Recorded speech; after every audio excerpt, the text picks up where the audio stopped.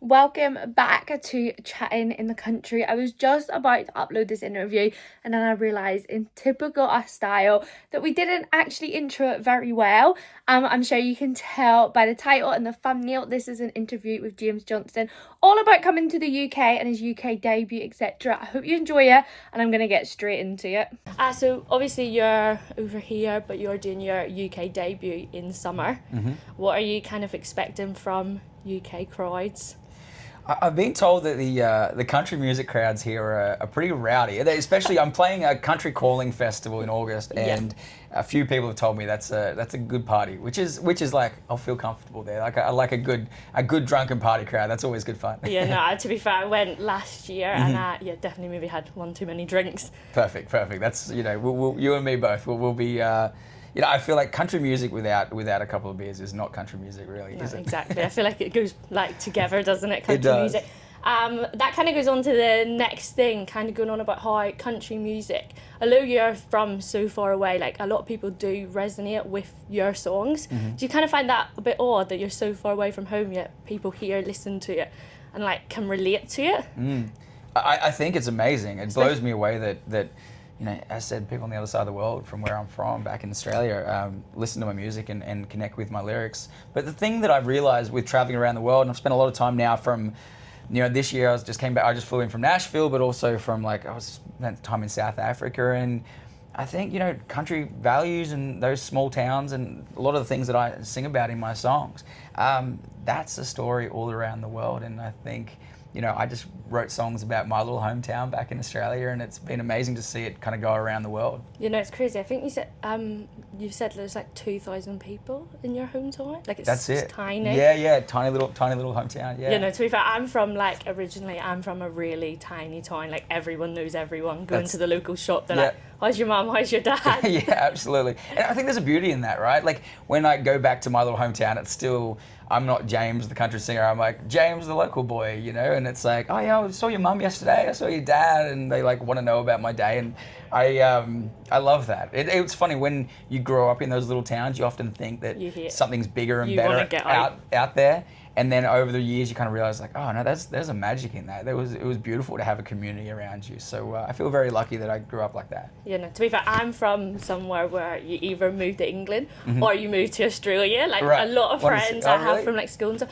Yeah, I think because obviously the travelling in Australia is so big, a lot of people from where I'm from either moved to England or they've just gone to the other side of the world to Australia to get away. There is a lot of Irish in Australia, I have to admit. You don't have to go too far to find an Irish in Australia. I think that's why, just because people are let's get away from home. A lot of them do end up coming back and being I actually missed where I'm from. But it kind of goes into obviously your song Raised Like That, I would say probably one of the most popular songs. If you have a song about Friday nights and sneaking into small town bars, that is something I can definitely relate to. But then going on to that, your next song, I Oughta Know Better, almost feels like kind of growing up. It feels like two different stories and growing up. So kind of what was it like growing up? Obviously you spoke briefly about growing up in small town. Yeah, I think so. Where it started, Raised Like That was kind of my first song out the gate, and it's been amazing. That song's kind of taken me around the world now. Yeah, of course. And that's where it all kind of started. I was 17 years of my life. I grew up on the family farm, and it was sneaking into bars, and that song kind of talks about not only the things that I did, but also the values. One of my favorite lines in that song is, I was raised where a man's word is as firm as his handshake. And the idea that, what you said, you stood behind and that meant something. And, my family sold tractors for a living, serviced and sold tractors. That was it. And they ran that whole business on a handshake. There was never any contracts or paperwork. It was just, a deal was done when you shook hands. And I think that's really important to me. Moving forward now with the music that I write, I think as I grow up and I have different stories, Oughta Know Better is that story of, kind of, be it with your mates when there's everyone's going to have one drink and it ends up turning into a night out and you're stumbling back at 5 o'clock, or, me now with my wife, we'll just sit around after, Friday afternoon, she'll have a wine and we'll finish a bottle of wine, and then it's a second bottle of wine, and all of a sudden we're like, you want to go out for the night? So, that's where that came from. But I just try and write stories from my life, either be it from my past or from my present. you know, you can like hear like almost like from some of your older stuff, older stuff to newer stuff, like feels like it is telling your like almost life story, if that makes sense, which is nice. Yeah. And I say a lot of people can relate to that. Maybe I love that. I might relate to a few too many lines. I like maybe the 2 drinking songs. It's like, I know about you already. I can't lie. You are Irish, so it comes with, as an Australian and an Irish, we get the, you know, we can sing a couple, yeah. Yeah, no, don't worry, but we'll not all talk about drinking. Also, I was going to say, on No Better, it's quite 90s vibe, like storytelling, which I really love, because obviously you do have songs that are kind of more modern, but I love kind of like the 90s storytelling telling vibe, which is good. Well, I grew up with like Alan Jackson, Garth Brooks, Brooks and Dunn. Like, it was, in my household, it was 90s country that got played. So I still love kind of stepping back to that and putting a fiddle on a song and just making it feel like a good classic country song. Yeah, of course. So moving on kind of to, obviously you're here for About Country Calling. What can we kind of expect from your set, like the vibe? If people haven't, well, obviously we haven't seen you live before, but people haven't seen you live. Maybe they've come across you because obviously you're on that like kind of lineup. And what can people expect from it?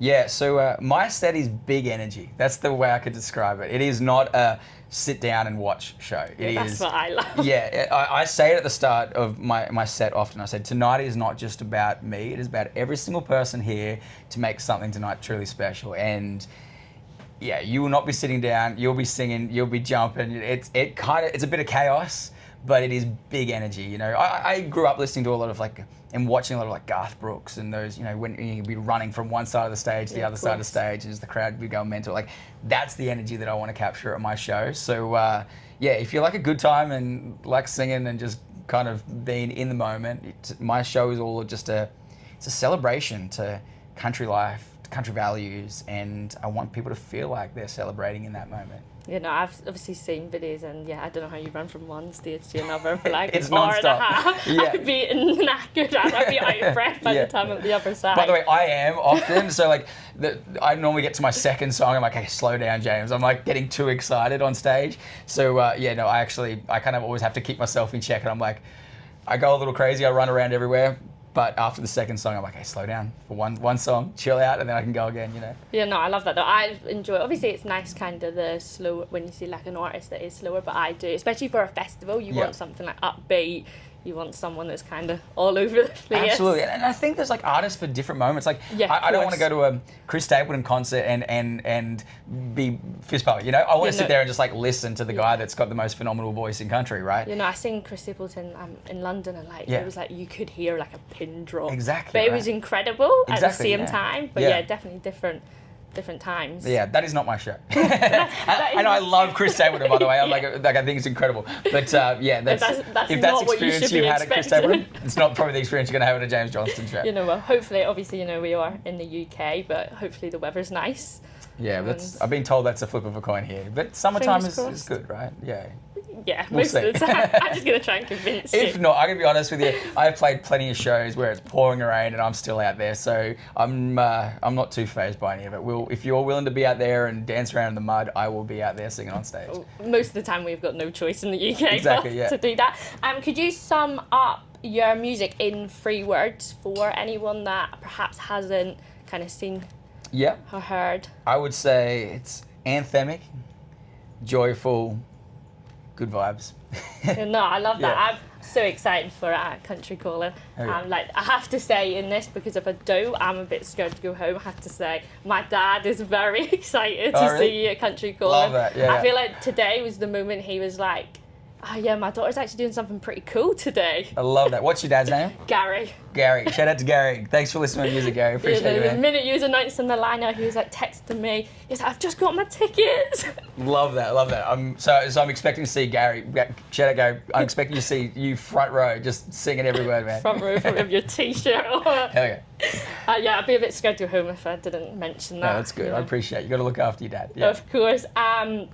How would you describe yourself not on stage when you're not on stage?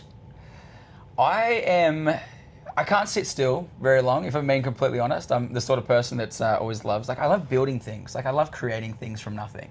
You know, I'm often in the shed. I got, you know, 2 beautiful boys that like, we're out doing adventures, riding motorbikes, doing all that sort of stuff. But I'm always creating something, always building something. You know, if we're out motorbikes, I'm building a motorbike track, or, I like being on an adventure of some sort, you know, from creating something to, in the caravan, my family and I, we often hop in a caravan and we travel all around the country. We got a weekend free, we'll just go and explore somewhere. So I feel like I try and enjoy life. I try and like embrace life from all of its, you know, different sides, and just try and, you know, I consciously always think, and I'm like, what's the next thing? What's the joy? Where can we find this? You know, I'm like that. I can't sit still for longer than like 15 minutes. I've got to do something else.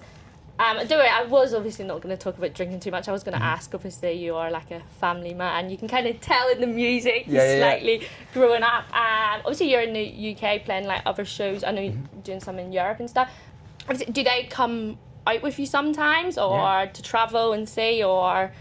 Definitely. They're actually coming to the UK in August. Oh, so are they coming? I'm bringing the whole family over, and we're actually doing a half family holiday. So I'm kind of... That's what I was trying to get at. Yeah. Like, are you just coming for like kind of work, or are you going to travel around a little? I'm going to travel around. So we're going to start in Scotland, and I'm going to be announcing a few tour dates outside of Country Calling as well. So I'm doing a few extra dates. So I want to go to Scotland. That's a big part of like my heritage. My grandfather's Scottish. The Highlands or... Exactly. You know, he grew up in a little town called near Fife, that area. I've heard of Fife. Yeah.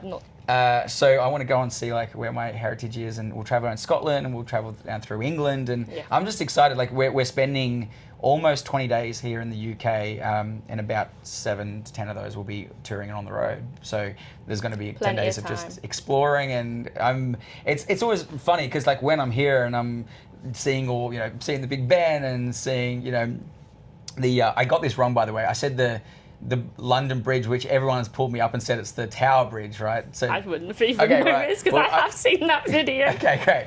Well, apparently I got that wrong. So, but seeing all those different places for me, it's kind of bittersweet because I'm like super excited to be here and see all of it. But at the same time, I'm really excited to like show my kids it, and I know they'll be really excited about it all. Yeah, no, of course, there's so much to do in London and outside of London. Like when you're traveling up and down, there's so much to do. I did see someone recognised you on. I can't remember which one it is now. Tower Bridge. That was really cool. So I was filming something, and someone just stopped me and was like, "Hey, I listen to your music. I love your music," and that still kind of blows me away. You know, for me, I think traveling away from my home country. You know, I said I wrote these songs about my little hometown. I grew up in a town of 2,000 people. So to be like filming on Tower Bridge and someone stop me and say they love my music, that still blows me away. That sort of stuff, I find that incredible. And you know, I'm lucky. It happens. It's happening more and more, you know, as I kind of start sharing my music around the world. But there's not a moment that I don't really just appreciate that. I don't want to ever take that for granted. Yeah, of course, it's crazy. People are recognising that far away. Even, obviously, I know you're not going to say too much, but obviously you put a video on about doing a pop-up show. Like, even like I was having a look at some of the comments, and like so many people are commenting, "Oh my God, got to go to Central London tomorrow." Right. Like, to be able to post something so far away from home, and people are like, "Oh my God, I've got to go in Central London in case he does do this pop-up." It must be crazy that people are kind of going to like just come up and... Yeah. It is. It blows me away, you know. Yeah. And while I'm here, like, and that's a big part of being here. I just kind of want to... I saw when I post online, you know, I always get a lot of comments from the UK and everything. But to now be here and see people wanting to come to the shows and all that sort of thing, it's exciting. It really is. Like, I think it's hard to explain what it feels like to be an artist, to be thinking about this my whole life. And I've been dreaming about taking my music around the world my whole life. Like, I've been singing since I was 4 years old. And to now be actually doing it and seeing people resonate with my songs and actually, you know, for me to be able to go around the world and have that experience. It's just fun. It's an adventure. It's really cool. You know, that's good. I've got just some quick fire questions, and then obviously we can wrap up. Which is one lyric you're most proud of? I think one I mentioned before is like, I was raised where a man's word is as firm as his handshake. I had a feeling you was going to say and that. And I, for whatever reason, there's something about the core value that I love what that represents.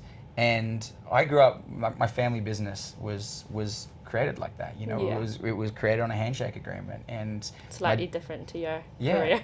No, but funnily enough, I've taken that ethos with me through my whole career. It's why I'm here now. It's like I believe the idea of like sitting in front of somebody and looking somebody in the eye. You know, I very easily could have just done this over Zoom, right? Yeah, of course. But I believe in that. I believe in, you know, if I want to start building something, I want to like say good day to people. After my shows, and still to this day, and you'll see it at Country Calling, there's been times I've stood in line for 6-7 hours at the end of my show and shake every single person's hand, and I've still done this to this day, where I will wait. If I'm allowed to stay there, I will stay there. You know, and there was one show I did, I think it was till 5 o'clock in the morning. I just stood there and shook everyone's hand and just said thank you for being here. Yeah, that's so nice. And not everyone would do that, so that is so... Well, it's at the core of like what I think is really important, you know. And for me, it's about connection, and for me, it's about, you know, we've all got our own story, and if somebody's willing to come and buy a ticket to my show, that is, I appreciate that. And if it takes me 30 seconds to say g'day and shake someone's hand, and that can just put a smile on somebody's face, like, I think that is the greatest gift, and I feel very blessed that I'm in that position. Of course. What was the first concert you ever went to?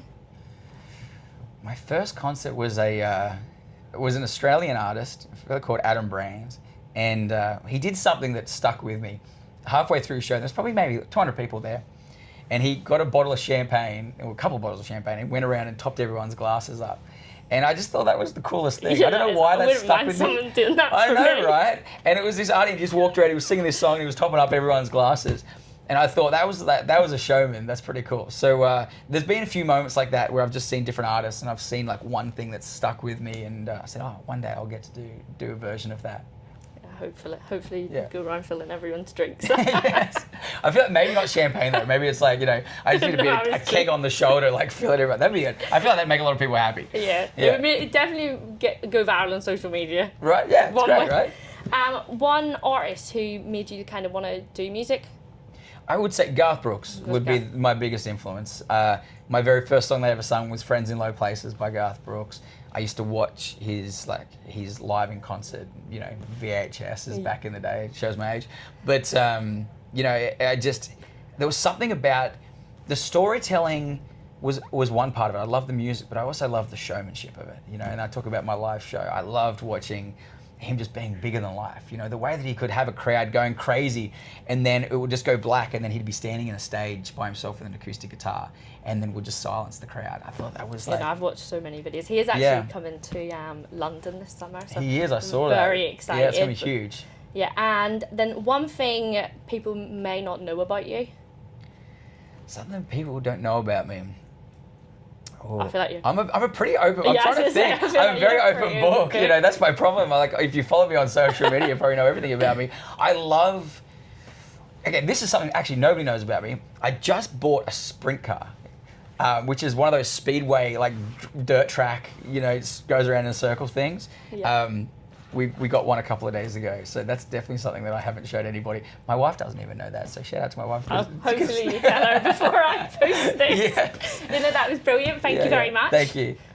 Hi, just me again. Guys, someone really needs to teach us how to intro and outro, like interviews and when we do podcasts, etc. with other people, because we're clearly not very good at it. But I hope you enjoyed it. Please do like, comment, subscribe, follow whatever platform you're listening to this on.